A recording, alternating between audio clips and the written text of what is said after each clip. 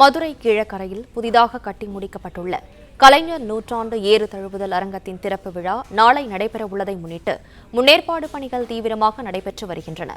இதுகுறித்த விவரங்களை செய்தியாளர் ராஜ்குமார் வழங்க கேட்கலாம். ராஜ்குமார், வணக்கம். விவரங்களை பதிவு பண்ணலாம். வணக்கம். மதுரையில் புதிதாக கட்டி முடிக்கப்பட்டுள்ள கலைஞர் நூற்றாண்டு ஏறு தழுவுதல் அரங்கத்தினை தமிழ்நாடு முதலமைச்சர் மு.க.ஸ்டாலின் அவர்கள் நாளை திறந்து வைக்க உள்ளார். திறந்து வைத்ததோடு மட்டுமல்லாமல் ஜல்லிக்கட்டு போட்டியையும் துவக்கி வைக்க இருக்கிறார். இதற்கான முன்னேற்பாடு பணிகள் மும்முரமாக நடைபெற்று வருகிறது.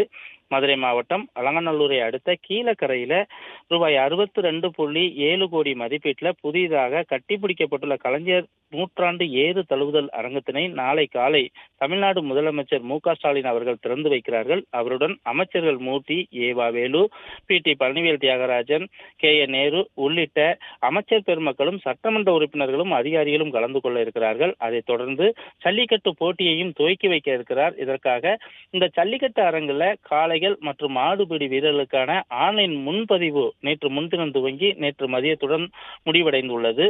புதிதாக இந்த அமைக்கப்பட்டுள்ள ஜல்லிக்கட்டு மைதானத்தை முதல்வர் நேரடியாக வந்து திறந்து வைக்க இருப்பதால இந்த முன்னேற்பாடு பணிகளானது தீவிரமாக நடைபெற்று வரக்கூடிய நிலையில புதிதாக கட்டப்பட்டுள்ள மதுரை கலைஞர் நூற்றாண்டு ஏறு தழுவுதல் அரங்கில VIP இருக்கைகள், அருங்காட்சியகம், காளை கொட்டகை, கால்நடை மருந்தகம் மற்றும் துணை சுகாதார நிலையம், வீரர்கள், பார்வையாளர்கள் மற்றும் ஊடகவியலர்களுக்கென அவர்களுக்கு தேவையான அளவுக்கான கேலரி உள்ளிட்டவைகள் அமைக்கப்பட்டிருக்கிறது. அது மட்டுமல்லாமல் மாடுபிடி வீரர்களும் காளை உரிமையாளர்களும் எளிதாக காணக்கூடிய அளவில் பெரிய LED, இரு பக்கமும் பெரிய LED திரை வைக்கப்பட்டு இருக்கிறது. அது மட்டுமல்லாமல் இந்த விளையாட்டு ஜல்லிக்கட்டு போட்டியினை பார்த்து விட்டு மட்டும் செல்லாமல் அரங்கத்தின் உள்ளேயே கண்காட்சிகள், ஏறு தழுவுதல் கண்காட்சி கூடம் அமைக்கப்பட்டு இருக்கிறது. அது மட்டுமல்லாமல் சிறுவர்கள் உள்ளே விளையாடுவதற்காக அவர்களுக்கான விளையாட்டு பொருட்களுடன் கூடிய புத்தகங்கள், சிறுவர்கள் அமர்ந்து படிக்கக்கூடிய புத்தகங்களும் உள்ளே அமைக்கப்பட்டிருக்கிறது. இந்த